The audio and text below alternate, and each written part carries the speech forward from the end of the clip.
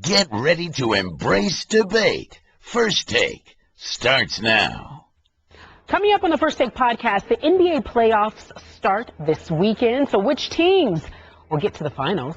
Plus, how much pressure is now on LeBron James to win a championship? And Adrian Peterson is back in the NFL, but how long will he play for the Vikings? All that and more coming up on the First Take podcast, starting right now. Good morning, everyone. It's Friday. This is First Take. Carry champion, Skip Bayless, Stephen A. Smith in New York City. Good morning, Stephen A. What's up? What's going on? You tell us. Playoff basketball, baby. What else is there to talk about? I mean, come on now. NBA playoffs, this is what we wait for. The regular season is over. It's postseason time. It's playoff time. I have no idea where I'm going, Skip. I have no idea where I'm going to be, but it does not matter. It does not matter because the world will know where to find me, if no place else. Right here, baby. NBA playoff basketball. If I may say so. You may. I'm kind of liking it with you in New York and just Carrie and I here in the studio. Because, you know what? It's quieter here without you today. There's not the usual drama or chaos. Everything's a lot more under control in here. You're over there going crazy, and that's okay. We're good. I only have one thing to say. Yeah. Remember you said that. Uh-oh. Remember you said that. Now, what does that mean, Stephen A.? That means when you're on the road for a week, he can't complain. Hey. I don't want to hear you whining. Yeah. I don't want to hear it. You said it. You're going to hear me whining. Because I fear yesterday was the last day you're going to be in studio for a long time. We'll see you in Vegas. Yeah. We'll see you in Vegas. Is that what you're saying? No. I'll be there next week. All right. I'll be there next week. Don't worry about it. I'll be in the house. Good. Ladies After and that, gentlemen. I can't tell you. All right. Let's get right to it, shall we? Before LeBron joined the Cavs, they were considered long shots to win it all, Bayless, but they are now favored. Cavs are now favored to win it all, according to the Westgate Superbook. 9-4 favorites after the regular season ended. The Warriors are close second, 5-2. Defending champion Spurs, 4-1. The second seed Cavs face the Celtics in the first round, as you well know. But we're asking this question because now that they're favored to win it all, there has to be some sort of pressure on LeBron. Skip Bayless, how much pressure is on LeBron to win it all? Stephen A. Smith, I believe LeBron has the most pressure on him right now of any player on the planet, in part because, as you always say, LeBron James is still the best player on the planet, and now he has, according to the odds makers, the best team on the planet. So I'm going to say the honeymoon is over. I don't want to hear any excuses. I don't want to give LeBron any passes, especially on this show. His team now should win it all. And, of course, about a year ago in the NBA Finals, his old team in Miami lost the NBA Finals in 5 games by a record margin to my San Antonio Spurs. And then, as we all know, LeBron went home. And now his new supporting cast, to me, is obviously much younger and much more explosive than his old supporting cast was with the Miami Heat. He is now joined by a Kyrie Irving, who obviously has zero playoff experience. But I remind you, Stephen A. Smith, just last summer, Kyrie led Team USA to the FIBA World Championship. And in that tournament, Kyrie was voted MVP. This year, as you well know, during the regular season, Kyrie scored 57 points at San Antonio and 55 points against Portland. And speaking of the Western Conference and favorites, when LeBron was in the lineup this year, his Cavaliers were 17-7 versus the West. I repeat, 17-7. So I'm saying they should be the favorite. Because then David Griffin, as you well know and you keep pointing out, and I'm going to give Dan Gilbert some credit here because I think he's kind of co-GM, they went out and they got for LeBron James Mozgov's shot blocking and J.R. Smith's three-point shooting and Shumpert's defense. And despite all his struggles, especially in fourth quarters, Kevin Love has still averaged this regular season 16 points and 10 rebounds.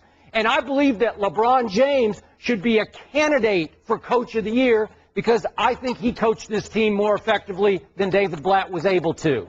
So, since January 15th, what team has the best winning percentage in all of basketball? The Cavaliers. 79% of their games they have won. Who has the best offense since January 15th? The Cavaliers. So, bottom line, best player on the planet should have the most pressure right now. Let me pump the brakes for you just a little bit. You're not entirely wrong. Most of what you said is absolutely right. There is one exception.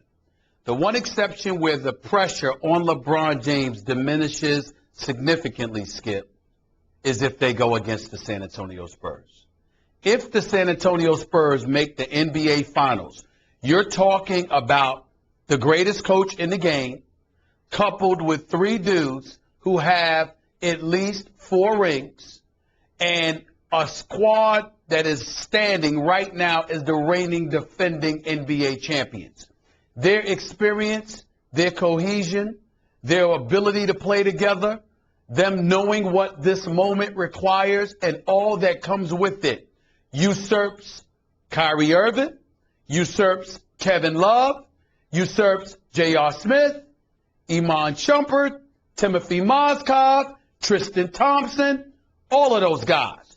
The only person that has any kind of palpable experience to lean on that's comparable to the San Antonio Spurs is LeBron James. And you have openly chided him about it, accurately, I might add. Thank you. How he was on a Miami Heat squad that got ramrodded in the NBA Finals last year, that got outscored by a record 70 points in the NBA Finals. And it shows that one man can't beat an entire team. So my point to you is that considering that, everything you just said goes right out the window if it's against the San Antonio Spurs. But it definitely applies to everybody else. There is no one else.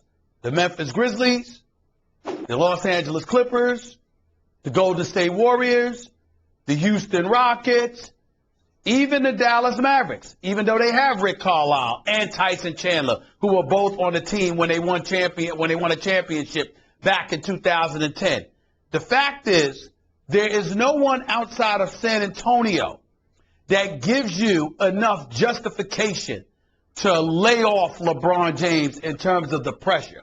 Considering what David Griffin did in terms of acquiring Mozgov with Shumpert and J.R. Smith, to pair with Kyrie Irving, who, by the way, is shooting 41% from three-point range, by the way, and a Kevin Love, who you accurately pointed out is averaging 16 points and nearly 10 rebounds a game. There is nobody else to take that pressure off of LeBron James. If it's against anybody but San Antonio, you are absolutely right. The pressure is on his shoulders. We don't want to hear no nonsense about how it's going to take us a few years and there's no expectations for a championship. Oh, yes, the hell there is if it's against anybody else, but not against San Antonio. By the way, it is difficult for me to win a debate with you when you use the word usurp 3 times in a row in your salvo against me. So it's just hard to debate that word. It's a little out of my league. Usurp. I don't think that word's ever been used on First Take before. Do you? I don't know. Bayless, the English major, I'm sure you've used it before. I think I have. Once or it's been twice. a long time ago back in my days at Vanderbilt. Okay. That's a whole other story. Yes. Mr. Smith, the dean of First Take. Usurp. I remind you, in microcosm, not too long ago in San Antonio, as I pointed out in my opening salvo, Kyrie Irving, who's turned into he's like Aaron Rodgers bad at this point. Isn't he getting in that league of he is a bad man, is Kyrie Irving. He scored 57 points on one of the most astonishing shooting displays I have ever witnessed in a regular season game. The Spurs could not cope. They finally just shrugged and said, that's too good. Remember the shot that sent it into overtime? They got 2 guys falling all over each other and trying to fall all over Kyrie, and he still goes up from 3 and nails it to send it into overtime. Again, my Spurs had a 10-point lead with 3 minutes to go, but hey, who's counting? Yes. But it was a microcosm of what could happen if these teams do face off. And please, God, let us have this series. This is what I want to see. I've wanted it since November. I want to see my Spurs against LeBron's new team. It's another rematch, but it's got a whole different twist to it now. But I'm just telling you, I fear Kyrie. This is just me. I fear Kyrie even more than I fear LeBron. Because in if we take that as a microcosm, that one game, and we spread it over 6 or 7, I think Kyrie is going to have his way. I'm not sure the Spurs have any answer for him because he's just a little too small and quick for Kawhi to guard. I just don't know. Yes, but the question is not whether or not Cleveland is going to beat San Antonio. We'll cross that bridge when it comes to it. The question is about the pressure that's appropriately placed on the shoulders of LeBron James. And I'm simply saying, even with Kyrie Irving doing what he did against San Antonio on March 12th, the reality is that Kyrie Irving hasn't played in a playoff game yet. This weekend will be his first ever playoff game. Right. The San Antonio Spurs are, 4 or 5-time champions when you go down their roster. You can't offset that. You can't just dismiss that. So because of it, going into a finals, not only that, but they played LeBron in the last 2 finals. Who's more qualified and equipped to coach against LeBron James, to come up with a game plan to help neutralize LeBron James than Greg Popovich? So you have to take those things into consideration as well, which is why I said the pressure won't be the same. Cleveland could beat them, but if they lost to San Antonio, nobody would be surprised, and nobody's going to look at LeBron James and say, oh, man, you didn't get it done, because we understand who he's going against. But if you go against a Steph Curry, who's never played in an NBA Finals, if you go against a James Harden, who played in 1 NBA Finals, and we saw how that panned out. If you go up against the Chris Pauls and Blake Griffins of the world, who've never played in an NBA Finals, a Damian Lillard and LaMarcus Aldridge in Portland, okay? You go against these cats. Memphis with Zach, with Zebo and Marcus Gasol and those boys who haven't been in an NBA Finals. You go up against these guys and you're LeBron James, the expectation is going to be you're supposed to find a way to win this. Nobody is going to say that for him against San Antonio. Okay, but the odds makers have spoken. The odds makers out of Las Vegas, where we will be in about 2 weeks. Yeah. But you're missing the reason why. They have the Cavs as the favorite to win the title, to win the championship. To understand, you cannot start building in new excuses or passes for LeBron James. No, you're wrong. You're wrong. Here's why. The odds makers also have the Warriors against the Spurs. So what does that mean, Skip? They're assuming that the road through the Eastern Conference is going to be relatively easier for the Cavaliers. And in the West, the Spurs are going to run into the Warriors. And they're basically saying the Warriors are going to beat the Spurs. So the Cavs would play the Warriors. That's why the Cavs are the favorite. If you had the Spurs knocking off the Warriors, then it wouldn't be that way. Because they're in the West, they're going to run into the Warriors. Vegas is assuming that the Warriors are going to meet the Cavs. And if they do, you're right. Like I said, the Cavs should be favored, and the pressure is on LeBron. But if they thought the Spurs were going to be in the finals, that would not be the case. Vegas, on this point, is not assuming. It is accepting my Spurs have fallen to the 6th seed. My Spurs, to get to the Cavaliers, if the Cavaliers get to the finals, of course, would have to win 3 road series, probably, depending on if there's a big upset, but probably 3 road series to get to the Cavaliers. And then what would be left of my old, slow Spurs? That's what Vegas is saying, that LeBron should have an advantage by then, because to get there, who knows, my Spurs may have to win 3 road game 7s to get to the finals. What will they have left? Vegas is not saying what you're saying. Vegas is saying what I'm saying. The Cavs will get to the NBA Finals, and the Warriors will probably beat the Spurs and deny the Spurs the opportunity to get to the finals. Because if San Antonio were to get to the finals, I think half the world would pick San Antonio to beat the Cavs. But they would pick the Cavs to beat the Warriors.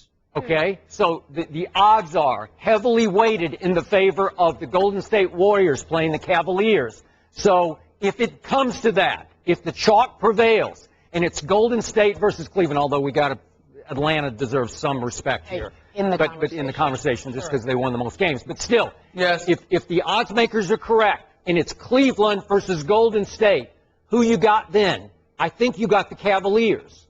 I do. Okay, so right now. Well, that's what I've been saying. Okay, so why are we even bringing up San Antonio? Because you're telling me the odds makers have already spoken on that. There's no way San Antonio's going to get to the finals. You're doing an if, and, or but that's way out there. What I'm saying to you, Skip, it's never way out there when it comes to San Antonio. I can't believe you, of all people, is somebody I have to tell this to. You finally can learned never your say lesson. it's way out there for the San Antonio Spurs. Year after That's year all. after He just year, wanted they you to taught say you. that. He They just wanted taught you to say that. The Spurs have taught you everything you didn't know about NBA basketball. Thank you very much. My. All right, gentlemen. Well, you're I'm not taking us insulted there. by that. It is Greg Popovich who's Yeah. the best. All right. And by the way, San Antonio, I haven't been right when I picked against them yet. All right, so listen, it's almost a foregone conclusion that the Cavs will beat the Celtics in the first round. Cavs have an 89% chance of advancing. So to that end, and according to Westgate Superbook, as just discussed, they are the favorites to win it all. So let me talk to you, Stephen A., about the actual NBA Finals. Who's your pick to win it all? Can't wait. The pause was dramatic. Can't wait. Can't wait. He's thinking. No, I'm just preparing you for what I'm about to say. Prepare. I reserve the right. Listen, this is first take. We got to reserve. I will answer the question already. I'm reserving the right to change my mind. Oh, here we go. But right now, as I said the other day, when the San Antonio Spurs ended up losing the number 2 spot and going to the 6th seed, that means they weren't going to have home court advantage in any series. If they were the number 2 seed, they would have had home court advantage until the conference finals. I would have picked them to come out west. But I think that because of falling to the number 6 seed and having so much stacked against them, I'm inclined to believe that the Warriors, the Golden State Warriors, will come out of the West. They will face Cleveland in the Eastern Conference they will face Cleveland in the NBA Finals because Cleveland, once again, soreness on the knee of Derrick Rose. Yep. Otherwise, I had picked Chicago to come out of the East. But once again, Derrick Rose is not healthy. I don't trust it, so I'm going to have to flow with Cleveland.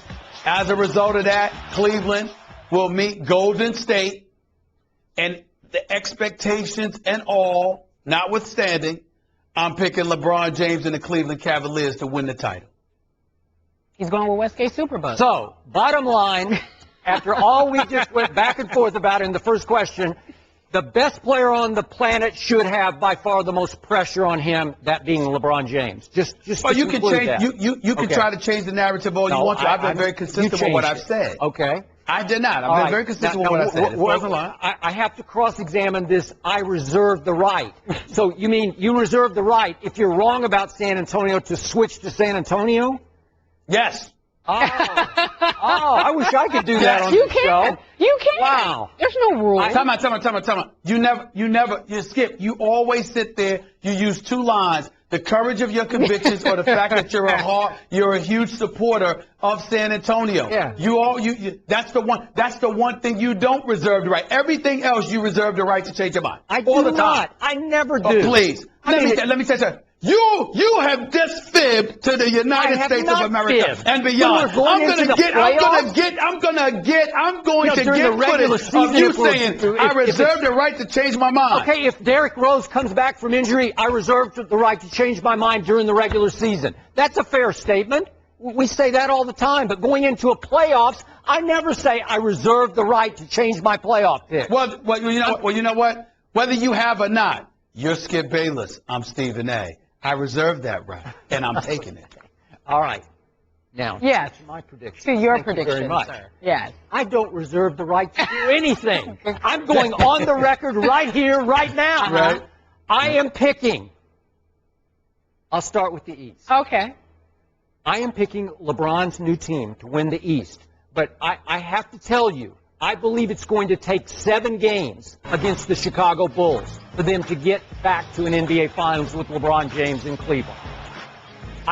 I really respect the heck out of this Chicago team, Stephen A., and I respect the bad blood that it has built over years against LeBron wherever he is, but especially in Cleveland. So Derrick Rose or no Derrick Rose, I don't know what's going to happen with his sore. Now his other knee is sore. I have no idea. I don't think it really matters. I still think this is going to be a 7-game series. It's going to be physical. It's going to be, and I'm not advocating violence here, but it's going to be the, what's that? Oh, I'm sorry. Okay, I thought that somebody was talking to me. I think this is going to be the NBA equivalent of a street fight between these two teams. Extremely physical. The Bulls are deep in physicality. And I think it's going to take them and push them to the edge. It's going to be a close Game 7 that LeBron and company will survive thanks to Kyrie in Cleveland. Now to the West. I apologize to our viewers that I talk too much about the San Antonio Spurs, but I am sticking with them. I believe in this team, and I've believed in it all year, but it hasn't pressed down on the gas pedal really one time the whole year. This has been the classic are we there yet year for my San Antonio Spurs. They have waited since Game 1 of the regular season for Sunday night at the Clippers. That's when their season starts. They're all back from last year, which I thought was just against all odds to re-sign everybody and get them all back in the fold. And I told you, Stephen A., I dread it if Thiago Splitter cannot go. But Popovich continues to say he's going to be eased back into the rotation, if not the starting lineup. So, Pop, I'm going to trust that. I challenged Tony Parker yesterday, and I'm going to challenge him again. Tony, show me you can turn back into that clutch playoff dynamo who cannot be kept from the rim in big, late game, close game situations. Show me that guy, and I'll be good, because Kawhi Leonard will continue to show you he'll be the best player on the court for my San Antonio Spurs. So I think they're going to take off. You're going to see a very different team and an energy level that you did not see the other night, shockingly, against New Orleans at New Orleans. I'll save my prediction for Game 1 until a little later in the show. Sure. But they're going to beat the Clippers. It's going to take 7 games. I'm not sure who will be next. It might take 7 games and winning it on the road. And I believe they'll beat Golden State in a Game 7 at Golden State.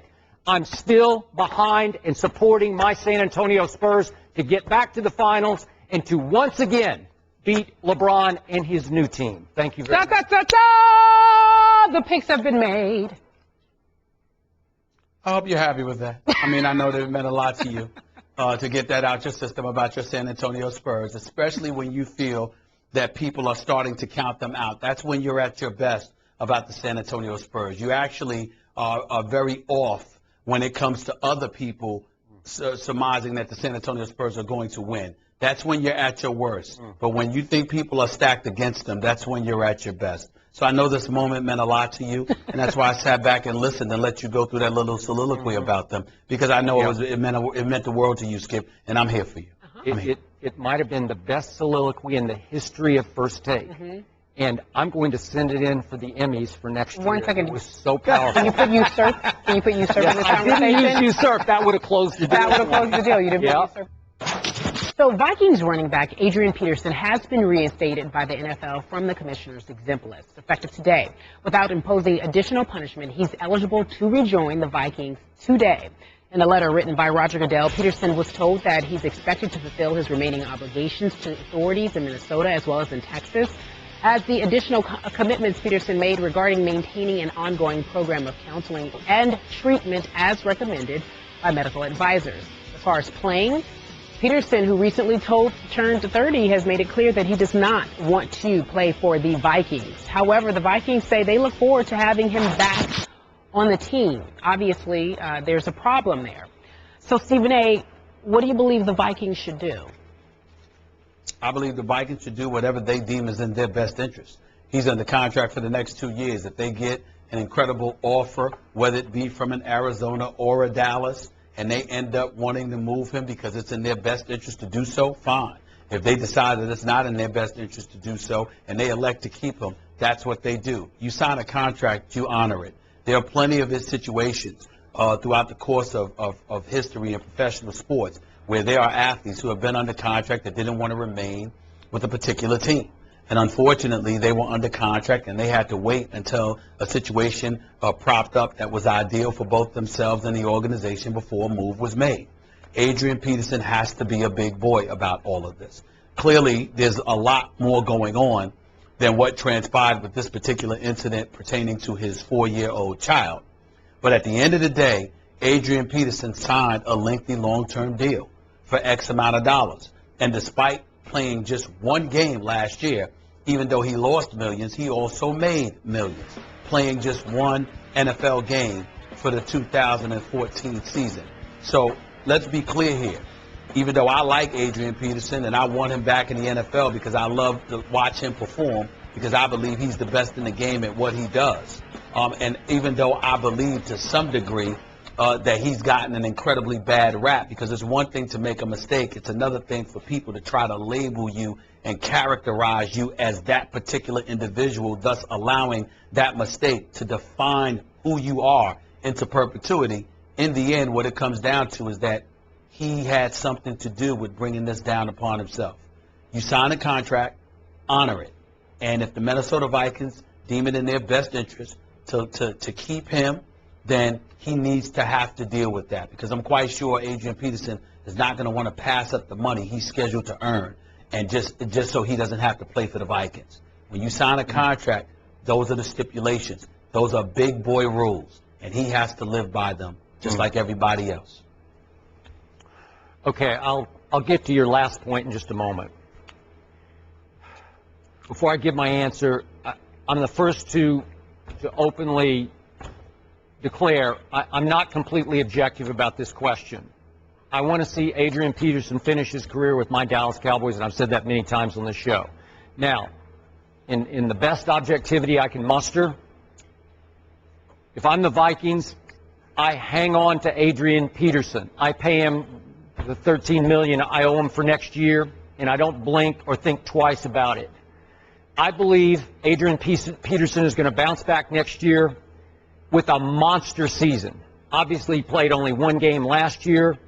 The age of 30 does not deter me at all when it comes to Adrian Peterson, because as you know, Stephen A., this guy is a workout warrior. I'm sure he is in supreme physical condition as we speak, and his body is fresh. Do I think he has 2 or 3 great years left? I do. And we know that there are those freaks of nature. There's an Emmitt Smith. There was a Walter Payton who, after age 30, still had great years left in them. Do I think that Adrian Peterson could go for his second 2,000-yard season next year? I do. Heck, would I be shocked if he broke Eric Dickerson's 1984 record next year? Nope, I would not be shocked. But now, back to your point about you got to be a man, got to honor your contract. Here's what I do not know for sure.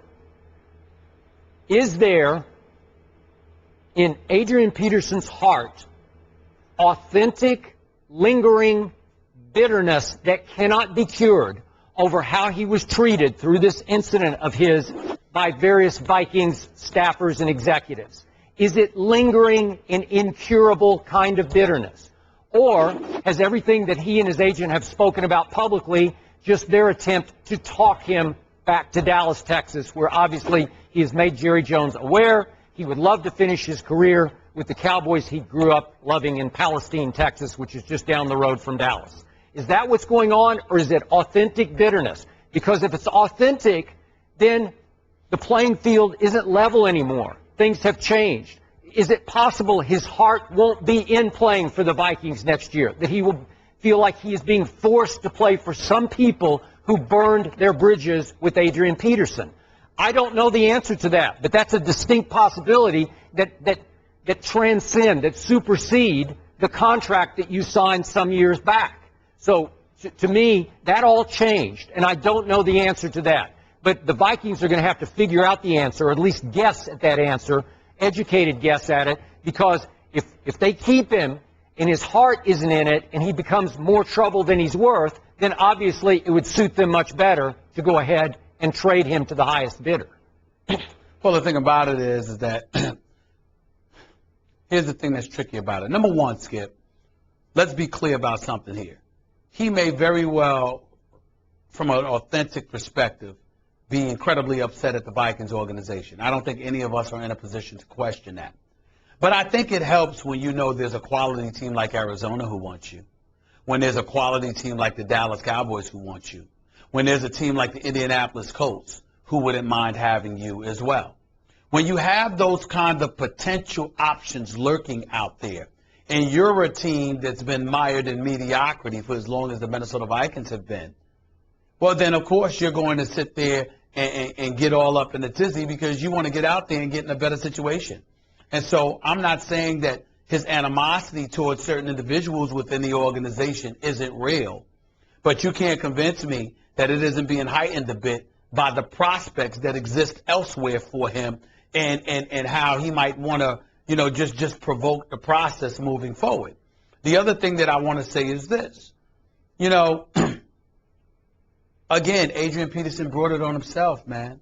And I know we're not talking about, this may not very well be about what he did to his 4-year-old child. That may have been the straw that broke the camel's back, per se. But that's not the only incident that he's talking about that has him a bit upset. The problem is, Skip, is that incident is all anybody thinks about at this particular moment in time when it comes to Adrian Peterson. So if Adrian Peterson thinks for 1 second that he's in a position to stick out his chest and express with attitude and just belligerence that he doesn't want to be here and he's not happy here and that's that, he better be ready for a football world to look at him and say, who the hell do you think you are? You got some damn nerves. Do you understand what kind of trouble you just found yourself in? Because by being preoccupied with this stuff, he's not realizing that it's bringing more attention to what he recently had to endure with the legal system. Because we're all looking at him and saying, how are you in the news for being upset at anybody? We're looking at you and saying, are you not upset at yourself? And don't you think you need to keep it quiet, you and your representatives and everybody else, and just chill out? Because you're not exactly coming from a position of strength, at least in the court of public opinion, when you've just put yourself through this. Remember, we are 24 hours removed, Skip, from him being reinstated. That means at one time you were exiled. And knowing that brings up as to why you were exiled from playing in the NFL. You have to take that into consideration if you're Adrian Peterson, because if you don't, then everybody is looking at you and they're saying, is he really contrite? Is he really sorry for what transpired? Does he not see the residual impact that his actions ultimately provoked? These are the kind of things that are called big picture things that I believe he should be thinking about and looking at. And I don't think neither he nor folks in this camp are looking at enough. Okay, so you're saying he should just put his head down and be grateful for the opportunity to return to his Minnesota Vikings.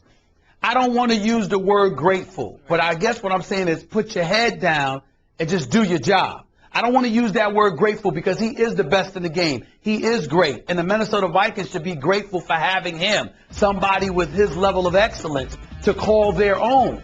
But on the flip side is why I wouldn't say grateful.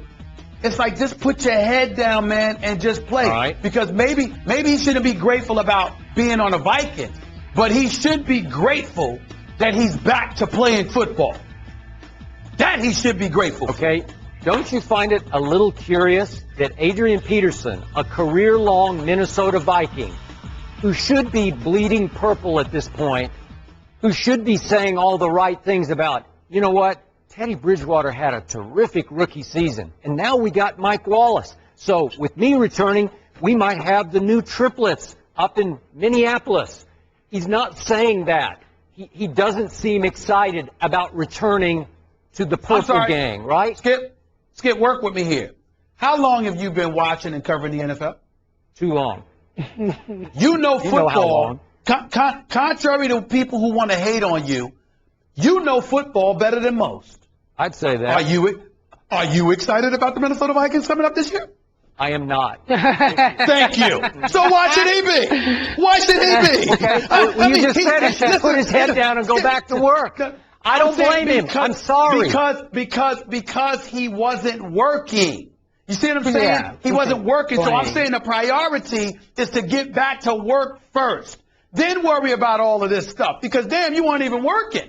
and you were losing millions. Now you're going to be back to working and making millions. Deal with the rest later. Remind us of your greatness before you're keeping us apprised of how annoyed you are with this organization you work for. The priority is to get back to work. But be clear, he shouldn't be excited. I mean, of course he should. Teddy Bridgewater and Mike Wallace ain't going to get you a Super Bowl ring over the Legion of Boom. Aaron Rodgers, that bad man that he is. You know, New Orleans, Atlanta, Dallas. I mean, come on now. They ain't a part of this picture. They ain't a part of this equation. Let me not forget Arizona. Minnesota ain't a part of this mix. They're a team in the NFL that's going to play 16 games next year, and their behind's going to be bounced out before the regular season ends, and they won't be a part of the postseason picture. There's nothing to be excited about under normal circumstances. Okay. Because I grew up loving the Dallas Cowboys, I cannot express to you, because you can't feel what I feel, what happens to you when you get captivated, when you get taken in by that star on the side of the helmet. You can't. It goes way in your soul. What do you can't mean? Get it out. Okay. You can't brainwash it out. It's in here. It is in Adrian Peterson's soul. Okay. That he loves that star on the side of the helmet. He loves that stage. Look at his in Dallas, face. Texas. He wants to be part of it. Okay. He wants to finish his career there. Listen, it was no coincidence that a little story popped up on the Dallas Cowboys website about what Adrian Peterson could mean to the Dallas Cowboys. No quotes from Jerry, so no tampering. But you better believe that Jerry Jones was apprised. He might have initiated the story. Yeah, I don't know. He might want to write something. Signed off on it. Yes, he did. Signed off on having the story on the website. You think? Yes. He might have. Yes. So You think? He took a phone call. Yes. He's trying to fan the flames of Cowboy Nation. Here he comes. Here he comes. Let's go get him. Let's start it. Adrian Peterson, because they want the pressure to mount on Adrian and on what? the Vikings to go ahead and make this deal and send him home. You know what? He wants to I go don't home. blame- LeBron wanted I to don't go blame- home. Why can't he Adrian go wants home? to go home. Everybody should be able to go home. I don't blame Jerry Jones one bit. If I have just 2 playoff victories in 17 years, I'd be that desperate too. Yeah. Okay, here we go. I'd be that desperate All right, so too. Skip, you mentioned that Absolutely. he's 30 years old, recently turned 30, and he has 2, 3, productive years, excellent years believe left. that. Well, Great years. Great years left. Well, it can be done because according to Elias, only 2 Hall of Fame backs, such as himself, have been productive after the age of 30. That was Curtis Martin, Walter Payton. I thought Emmitt Smith was too. The Spurs will face the Clippers in their first-round matchup. According to the Power Index, the Spurs are favored to win the series despite being the lower seed. During the regular season, the 2 teams split their meetings, which means the 3 seed doesn't necessarily have home court advantage when the series begins on Sunday night, Stephen A. Game 1, Sunday, 10:30 Eastern. Who wins? It's a tough one because usually I'll pick a series, but picking a game is hard to say, particularly the first game, because you don't know how guys are going to come out.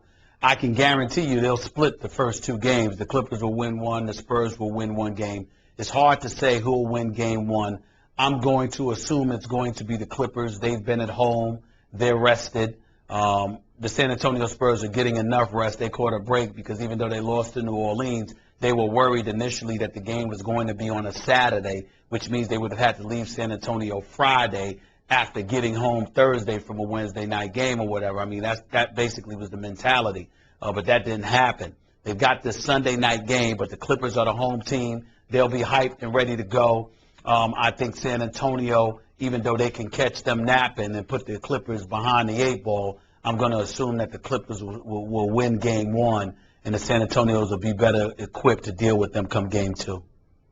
So you're going home team in game 1. I'm going home team in game 1. Convincingly? No. Not at all. Close. Okay. Before I answer this question, I want to go on record that I reserve the right to come in here on Monday morning looking bleary-eyed, having a bad hair day, just looking completely out of it. This game starts at 10:30, supposedly, Eastern time on Sunday night, which means it'll take about... 10:55. Yeah, 10:55. Okay, and think about this.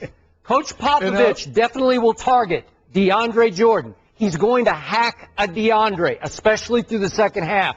And trust me, because I watched every Spurs game, when he targets a player like that, as he did a week ago tonight in Houston, Josh Smith, Ernestine kept turning to me saying, when is this going to be over? Yeah, it'll take like, forever. it just takes forever. You march to the free throw line, and you march back to the free throw line, Right. and you march all the way down the court to the free throw line again.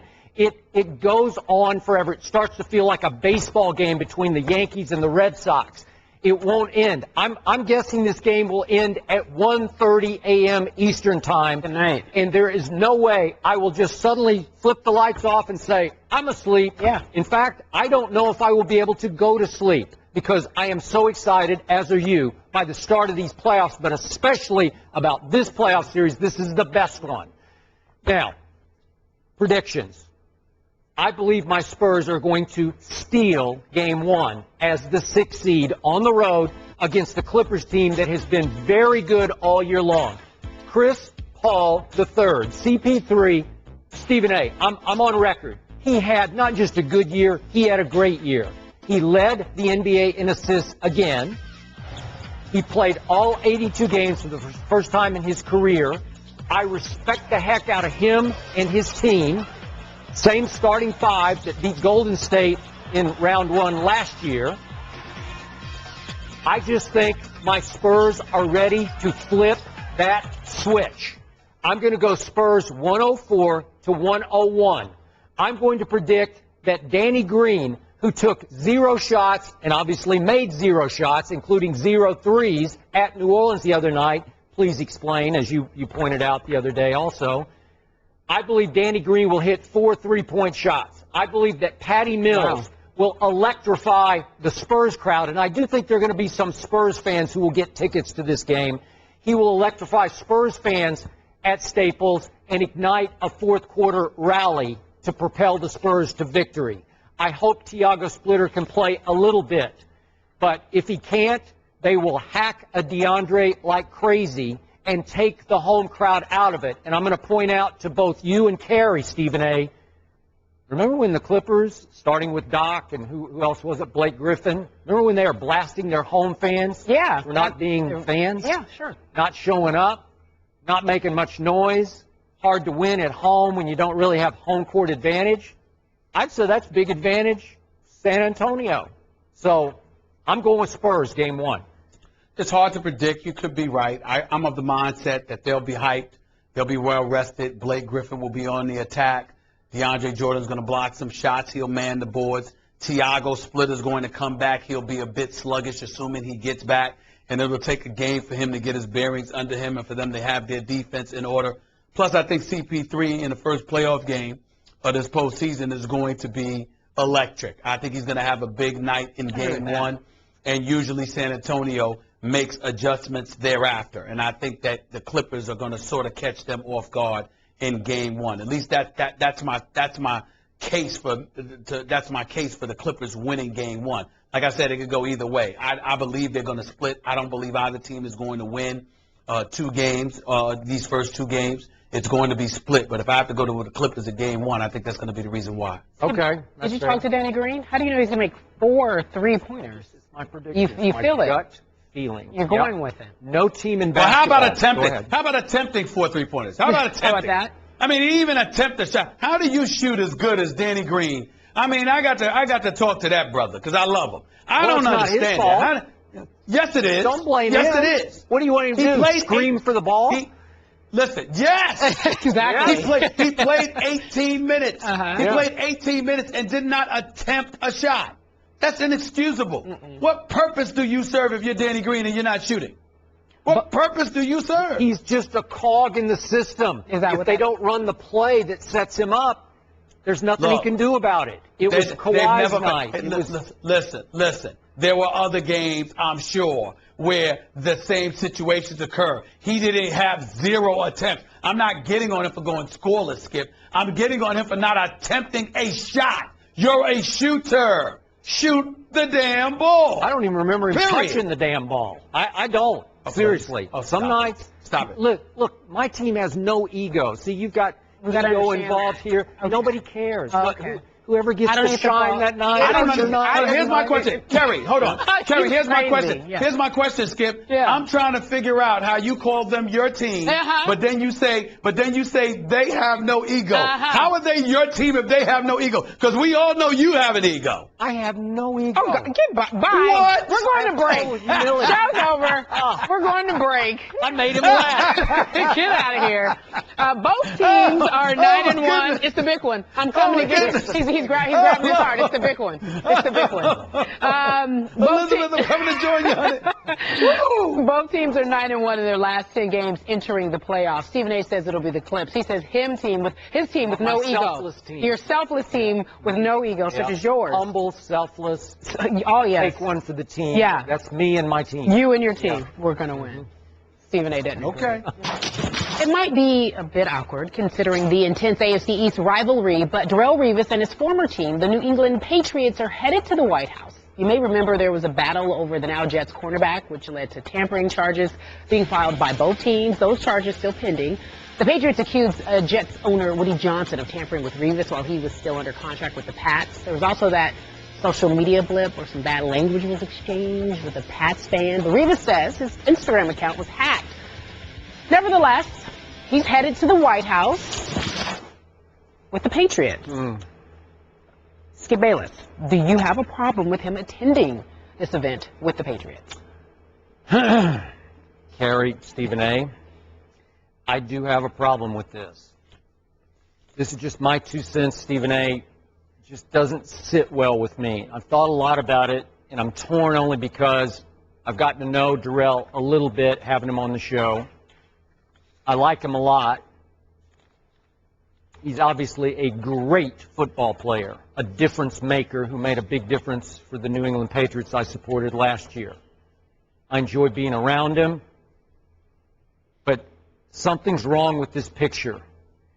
For the sake of his new team and his old team, I wish he would refrain from going to the White House, even though I don't want him to have to miss the ceremony and meeting the president. I get all that. It just doesn't feel right to me. No player in the history of this league has beaten the NFL financial system the way Darrelle Revis has. God bless him. As you always say, Mr. Smith, get your money. Nobody has gotten his money the way Darrelle has. Year after year after year. He has played this perfectly and beautifully. But he is the ultimate mercenary. To play the system and beat it the way he has, you can have no loyalty in your heart for any team. You have to be willing to move like that at the drop of a helmet. And he has. And it has worked. He's been on one-year deal after one-year deal and been proven right again and again. But going back to his Jets days, you were there covering this. How ugly did those days often get? Back and forth. He was never happy with his deal. Management was never happy with him. There were threats and allegations. You remember all that. It just was hard to deal. We dealt with it again and again, day after day, through camp after camp. Darrelle Revis versus the Jets. And finally, he got out of town, and he went to Tampa and got the big bucks. And then, before you knew it, it didn't go well in Tampa, but he got the bigger bucks, or big bucks anyway, to go to New England. How blessed was he to be with Bill Belichick, Tom Brady, right on schedule, finally got a ring, and guess what? Good night, New England. I'm going back to your arch rival. And he said at the time, Darrelle Revis, it's a no-brainer. How did that sit with his New England teammates with whom he just won a Super Bowl, gone to war with? Probably not very well. I'm sorry. And then this whole Instagram got hacked. I don't know. I take him at his word, but it sure sounded suspicious. We went back and forth on this show about it. I don't know. It just left me a little suspicious about what actually happened. Was it Darrelle? Was it somebody in Darrelle's camp who actually got on his computer and used his Instagram? I have no idea. I don't know. But I don't think that sat well with his old teammates in New England. So bottom line, if you ask me if I have a problem with it, I do. Well, you know what, Skip Bayless? I don't. Not even a little. Shockingly. Number one, it's not every day you get to see the President of the United States I get of America, our President Barack Obama. That's number one. Number 2, that ceremony is reserved for winners, which he is, and that's another form of validation.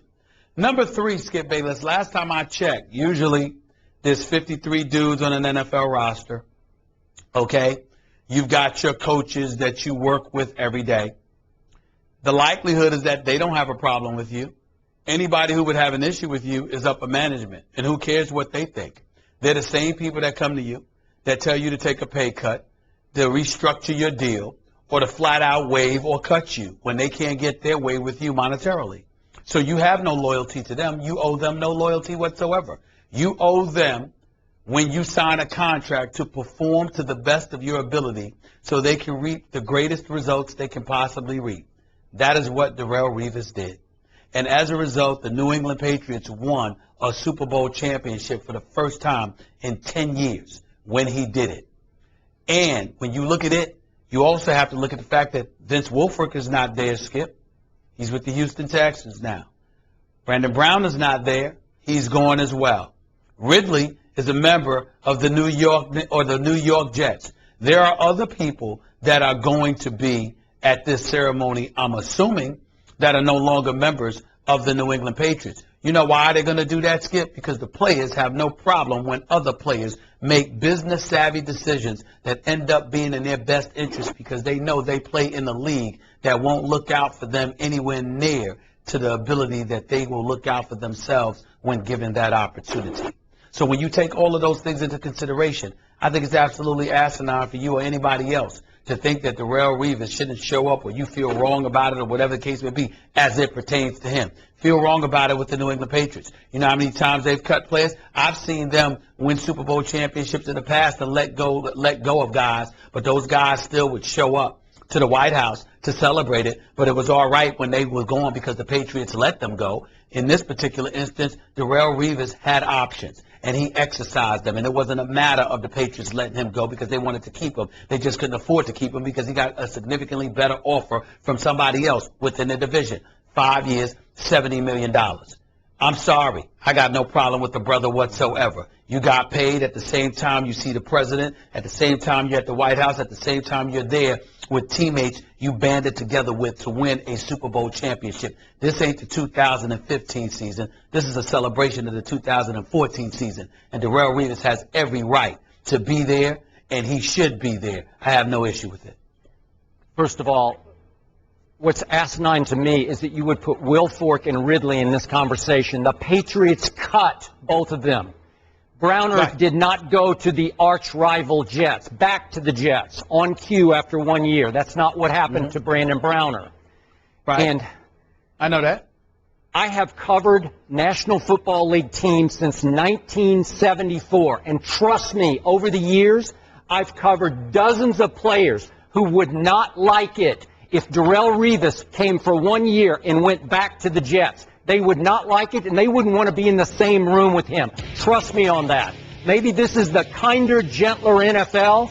Maybe it's fraternizing. Maybe that's the way the kids are today. Go. Keep going. Fine. Keep going. But that's not me. That's not. The question was posed to me. Would I have a problem? Yes, I would. I would not want to be on that stage with Darrelle Revis after he said it was a no-brainer to go back to the New York Jets, who are the biggest threat to me in my division. I wouldn't like it. I'm sorry. But then Skip wouldn't like 75% of the league. Just like Skip doesn't like 75% of guys in the NBA when they're shaking hands and hugging one another and getting along, and neither do I, because you like that warfare. We like that warfare, but they're not about that. I am saying to you, when you say it about the NBA, I support it because there's more money than ever before. And to me, with what teams are forced to invest in a player in a guaranteed portion from a guaranteed perspective, I say, what's wrong with the hostility?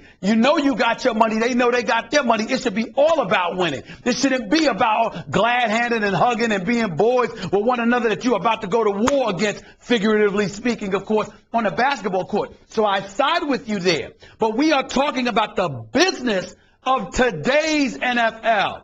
And there is no loyalty. And when you look at what transpires with these teams more than ever before, when we talk about Dallas and how they let go of DeMarco Murray and let him get away and all that stuff, and you supported their decision. When we see what the New England Patriots, you pointed out, they cut Wolford, they cut Ridley. So in other words, it's all right for them to show up to the White House even though they got cut. But it's not okay for Revis to show up because he chose to leave for $70 million? That makes no sense to me, Skip. I'm thinking the business of the NFL provokes an absence of loyalty to a franchise or an organization because they show little to none to players. So that's just the way it is. Okay. And today's players understand that. Would I have any problem whatsoever if Vince Wilfork or Stephen Ridley said, I don't want to go to the White House with the old New England Patriots who cut me? Sure, I would have no problem with that whatsoever. Right. That is their right. I would say, God bless you. I know that. Okay. So I know that. I'm saying to you, you're saying that because they're cut, they were cut. If they were to show up to the White House, you wouldn't have a problem with that either because you're saying by them being cut, they really wanted to remain Patriots, but they got cut. Yeah. I'm saying to you, but that's what you're placing a premium on. I'm placing the premium on you showed up and produced all year long and helped deliver a Super Bowl championship. So what? If you've done that, that's all that it should take. If you could sit there and not have a problem with players who were cut, they're still no longer a member of the Patriots. Just like Revis is no longer a member of the Patriots. But if they would show up, why is it not a problem for them, but it would be a problem for Revis? Because they got cut and he elected to leave? That's all you got? Okay. We had Terrell Owens. I almost said Terrell Owens. Forgive me, Terrell. We had Terrell Owens on, sat right here the other day, as you know. I thought he made some strong negative comments about the Dallas Cowboys, about how the window has closed. He wasn't outspoken about it, but if you took, he said them in a reserved manner, but they were strong comments. My point is, he has lingering bitterness toward the Cowboys because you brought it up to him. They ran you out of town, man, right? You thought they did him wrong, right? Bill Parcells said, I've had enough, right? Well, so he still keeps that in his heart. So let's say, just for the sake of argument, if that team had won big and Terrell Owens didn't want to go to the White House with that team, whatever, that would be fine with me. I'm just saying he's more old school. He's a guy who never let go of his negative feelings toward Dallas. I'm fine with that. I respect the heck out of that. Good for him. Yeah, but what I'm saying to you, Skip, is that if he had stayed there, won a Super Bowl with Dallas, and then somebody came and offered him in excess of $25 million or so more than the Dallas Cowboys were willing to pay him, and he decided to leave. That doesn't take away from what he did for the Cowboys organization and how he should be at the White House if they're celebrating that Super Bowl that he helped deliver to them. That takes precedent over an organization deciding to cut you and you saying, well, I didn't want to leave, but they let me go, so it's nothing wrong with me coming back. No, what really counts is what did you deliver when you were there. If it's being celebrated, you should be celebrated. There have been situations where players have been celebrated and honored, when they've won a Super Bowl for a team, but they left and went elsewhere thereafter. It doesn't take away from the fact that they should still be honored by the fans and the organization if you're celebrating that team, because that's what they were a part of. That's what it's all about. I have no problem with it. Okay, none whatsoever. Darrelle Revis should be at the White House. I must say, he should be at the White House. I'm having a hard time wrapping my head around another team offering Terrell Owens $25 million to go to that team, because I don't think that would happen. Don't be disrespectful. Geico presents Strange Savings Stories. Astronomers detected an interstellar transmission. It stated, Geico, 15 minutes could save you 15% or more. The implications were staggering. Was the cosmos telling us we could all save hundreds on car insurance with Geico? Or did their radar merely pick up a signal from the nearby Rufus and Clyde's morning show? We may never know. Geico. 15 minutes could save you 15% or more on car insurance. No, it's all the same mission. Obviously, we have a better record than we ever had going into the playoffs and a higher seed, but everything resets just like it did the last 2 years. And The feeling's the same. We understand what it's going to take to win. We just got to go out there and do it. Every detail is important along the way, and it has been all season, and nothing will change in the playoffs, and the switch has always been on. A confident Steph Curry ahead of the game. But just last week when the two teams met in New Orleans, Golden State jokingly called the game a scrimmage. That is until the Pelicans went on to beat the Warriors 103-100. New Orleans has not forgotten about the comments, and after clinching the 8th seed Wednesday night over the Spurs with that win, the players said that they were excited for another scrimmage, Stephen A. So who wins? Or I more definitely think the Warriors. I definitely think the Warriors going to win Game 1. Okay. I see the Warriors winning this series in 5 games. I think the crowd. First of all, let me say this. I'm going to remind you this, Skip. Skip, if you really, really want to have some fun, you too, Kerry. Y'all really need to take a trip out to Oakland, California, to go to one of these Warriors games during the postseason. I'm trying to tell you right now, it's the best home crowd in the NBA. It is straight electricity. It's something special, man. I'm telling you, this crowd is on another level.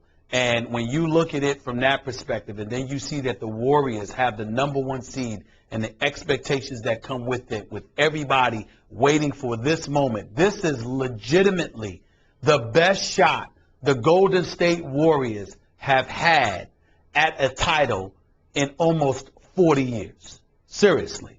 It's that deep. And I'm telling you right now, it's going to be something special to watch. And I think that they're going to come out like gangbusters in Game 1. The series could get competitive and interesting beyond Game 1, but I think the Game 1 is all Golden State Warriors. I think they're going to win, not, I wouldn't say by a blowout, but relatively comfortably by about 10 to 15 points. All right, so you said they'll win the series in 5. You're giving Pelicans 1 game? Yes, 1. All right, let's get Bayless. Anthony Davis will get you 1. You know, you've convinced me. I think Carrie and I, we're going to go in Carrie's car. We're going to drive to Oakland this weekend. Yes, and we're going to experience Oracle. Just to Are you check ready? it out. Yeah. I did get a new car, so we can do that. Hey, We yeah. got a new car. Yes, exactly. I'd take your old car. Yeah. Oh, look at her, big money. Go ahead, girl, go Yeah, ahead. fancy. But let me say this.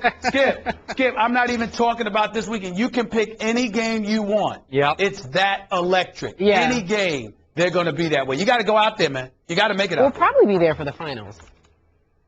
You know what? I wouldn't say that. You said that. You said that. Yeah, that's Hope your so. pick. Yeah. Your I hope so. Western Conference pick, Golden State Warriors. I hope so. Whom you doubted many times through the year. I will remind everyone. But that's okay. Now I'm you all doubt over my the place, Spurs. Wrongly. You know, if I had any guts, I would at least pick this series to go to 7 games.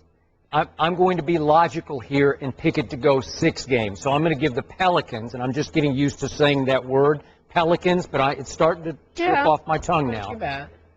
I'm going to give them 2 games here. That could be 3. So I reserve the right to go to 3. I'm kidding about that. But the point is, Stephen A., when I look at the history of this series this year, the 4 games they played, Anthony Davis did not play in 2 of the 4. In the 2 he did play in, which was the first game at Golden State. Now, they lost badly, but he went for 30, 15, and 3 blocks. 30 points, 15 rebounds, 3 blocks.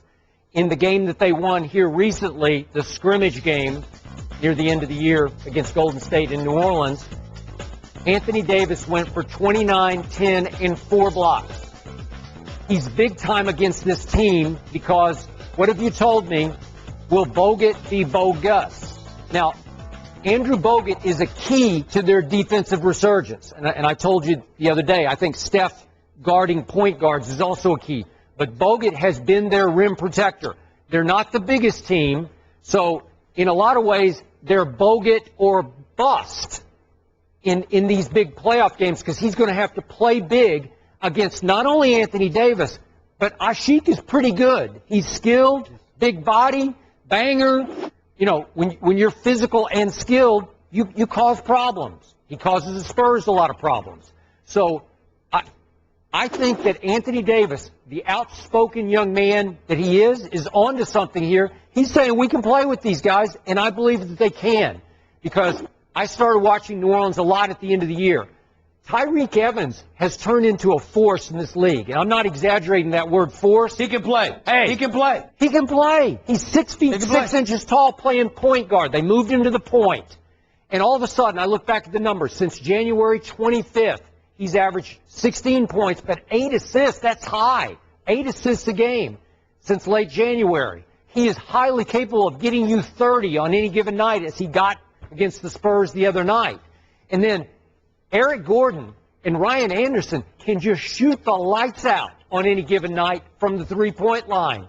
And then Drew Holiday finally came back healthy the other night. I like the way he guarded, and I like the way he attacked the rim. He's hard to keep out of the lane. He is a talent. And all those role players they have now, Pondexter, Cunningham, Norris Cole, they got from Miami, who's played big off the bench for them. All of a sudden, I'm starting to like this team. I haven't been completely sold on Golden State all year, only because they do die by the three to a fault. They're a much better team to me overall than they were last year because of their defense. But if Steph goes a little cold and all of a sudden Clay can't feed off him and he goes a little cold, they can get in trouble. And if they can't stop Anthony Davis, I don't know, these games are all going to be competitive to me. So I'm going to give them 2 games that should be, if I had any guts, 3. Yeah, but you're giving them 2. That's better than nothing. I think every game will be competitive, highly competitive, except game 1. I think game 1, listen, Pelicans, I didn't think that they were going to beat San Antonio the other night. Now, I forgot that Thiago Splitter wasn't playing, but I got to tell you, when I'm looking at Golden State, you got to remember, you can't just look at Steph Curry's shooting, his free throws. He shoots 91% from the free throw line. He shoots more free throws than anybody else on the team, which means the ball's in his hands most of the time. But also, Skip, he and Klay Thompson together are incredible, incredible decoys. Because them being on the floor opens the floor up for a lot of people. Sure. Now, Sheik being on your front line can be formidable because he can be that zone presence that you need, which is what Bogut needs to do as well. But what I love about Golden State is that they defend, and when they score on you, they score in bunches. That's what they do. They really hit you in the mouth. So it'll be real interesting to see how the Pelicans respond to that.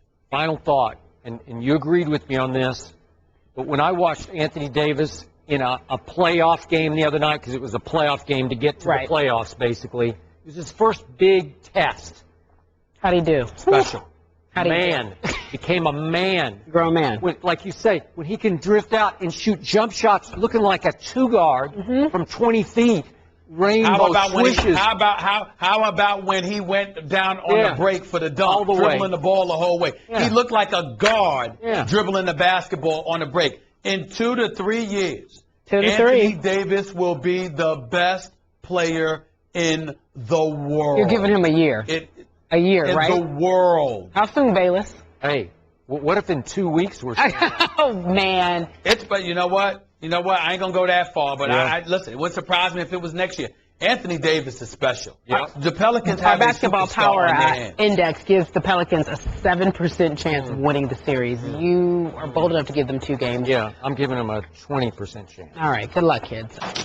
Johnny Manziel, who was released from a rehab treatment facility last week, released a statement today apologizing to the Browns organization and fans for letting them down. I would like to thank my family, friends, the Browns organization, my teammates, and Browns fans everywhere for your patience, understanding, and support during my stay at Cairn. The doctors and staff have been amazing, and what I've learned in the last couple of months has been tremendous. I owe private apologies to a lot of people that I disappointed, but a very public one to the Browns organization and the fans that I let down. I take full responsibility for my actions, and it's my intention to work very hard to regain everyone's trust and respect. Manziel spent 10 weeks in the facility. He's expected to join the Browns for off-season workouts on Monday. Stephen A., that was his first words since he was released. Your reaction to what he had to say? Well, my reaction is my thoughts and prayers go out to him. I want him to have a full recovery. I like Johnny Manziel. I've gotten to know him a little bit, met him on several occasions, had several conversations with him. I happen to believe, by and large, he's a decent guy. He's got some issues. There's no question about it. He was a young guy, obviously, raised with an affluence, a bit privileged, wants to have a good time, wants to enjoy himself, and got carried away with it and got caught up in some things that he was ill-equipped to handle. So that can happen to a lot of people. We understand that. We wish him the best, and we move forward from there. But at the same time, he's let his teammates down. He's let family members down. He's let the Browns organization down. He's let the city of Cleveland down, because if you can't play, then you can't play. But to put everyone in a position where we can't even decipher whether you can play or not, because your 51% completion percentage when it comes to your passes, just 175 yards in 2 starts, may have been a product of substance abuse and other problems that you may have had, as opposed to you just not playing that well, brings a boatload of problems to the equation. Because even if you can play now, the question is also now, do you have the discipline necessary to do what needs to be done so you can be the best person you can be, just as much as the best player you can be? And having all of these questions associated with you at such a young age is incredibly problematic, and he has nobody to blame but himself. So on one hand, you wish him the best and you hope that he overcomes this, but we constantly lean on, pointing out how people have problems, and I can respect that. But sometimes problems are a product of extreme selfishness. You can't get addicted to things you never tried.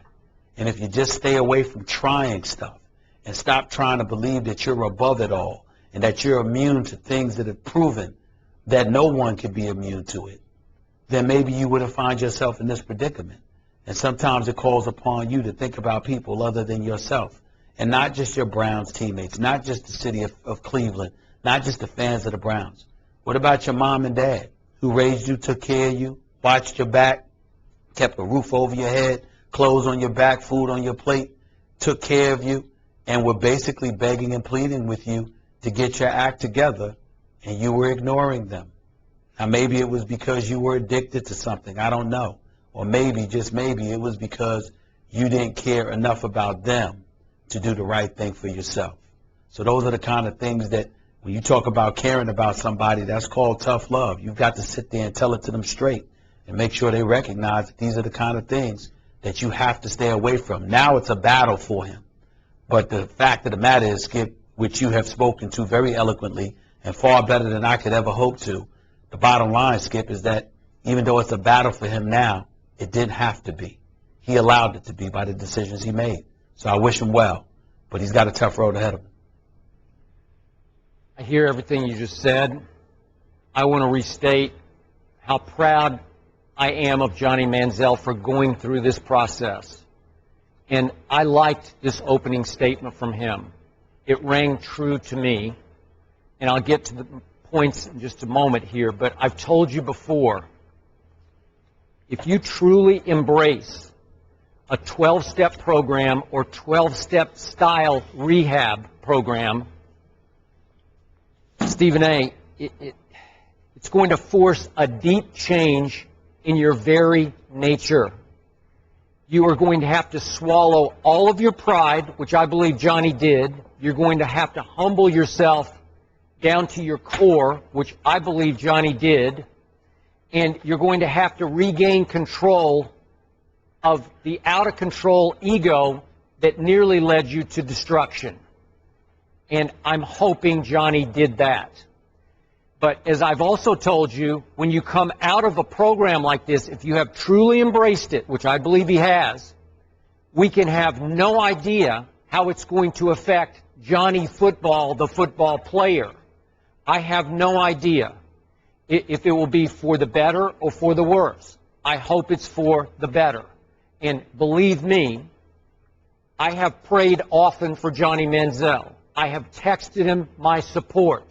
I still believe in him as a person and a player. And I loved the last line of this statement because he talked about his desire to be the best possible player, teammate, and man that I can be. Operative word in that sentence, man, because he's trying to save himself now. The man, the son, the friend, and last on the list, the teammate that he can be. So I like the statement. I like the fact that he's asking the media to please give him a little bit of room here, because he's just trying to figure it all out as he goes back into the real world. This is literally one day at a time. And you have to, he's not sure what's happening yet. So remember the old Johnny, the arrogant, full of bravado Johnny, he loved to do interviews. He loved to tackle any controversy. Remember, we'd have him on the show, whatever the controversy was. Did you autograph all that memorabilia and sell it?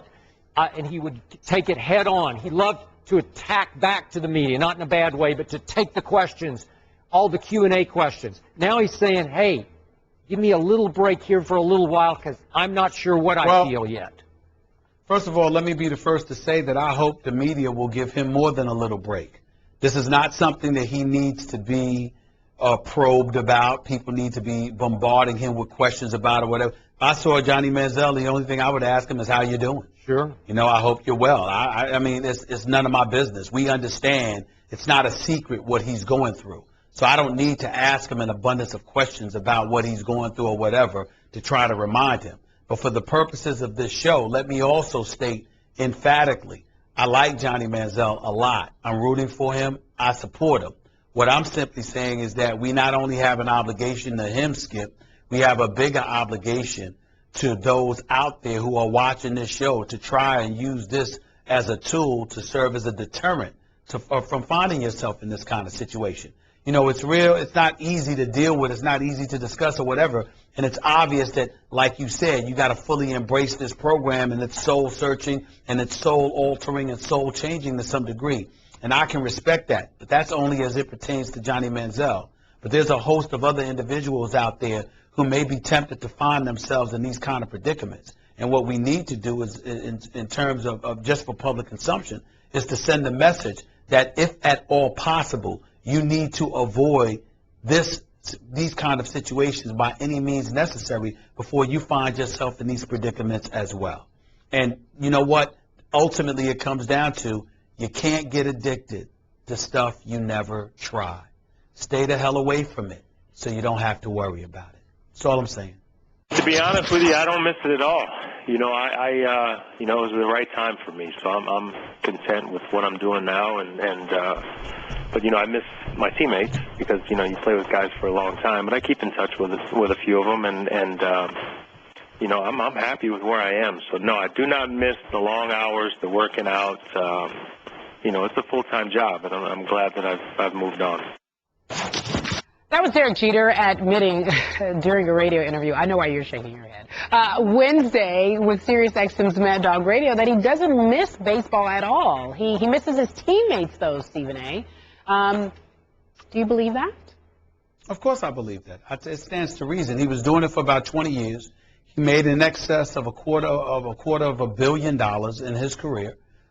He won 5 World Series championships, and if you remember, Skip, in all seriousness, he came into the league. He was a member of the Core Four: Derek Jeter, Mariano Rivera, Andy Pettitte, and Jorge Posada. They played in the minor leagues together. They came in the majors together with the New York Yankees. So in 1995, they won 3 championships in 4 years, actually 4 championships in 5 years. In that span, ultimately won a 5th ring together in 2009. They all have one for the thumb. Andy Pettitte had left for 3 years to go to the Houston Astros before he came to his senses and got back to New York City and the Bronx with those guys. But in the end, when you come up in that culture and you got that presence, that camaraderie, that friendship, genuine friendship in that locker room together, and you're winning championships along the way, then you know what? I mean, ultimately, when it comes to an end, it comes to an end, because no matter what you end up capturing, it's never going to measure up to what you once had.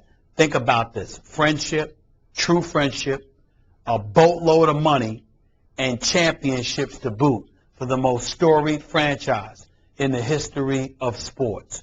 All together, you had this with 3 of your boys, and it's gone. And now it's a new era, and that era doesn't involve World Series championships. It doesn't involve perennial contention. It's just a different day, a different time. Your time has come. He understands that, and now it's time for him to move on. And I totally believe him, because I'd probably feel the same way. You would? Yes. I mean, I believe him.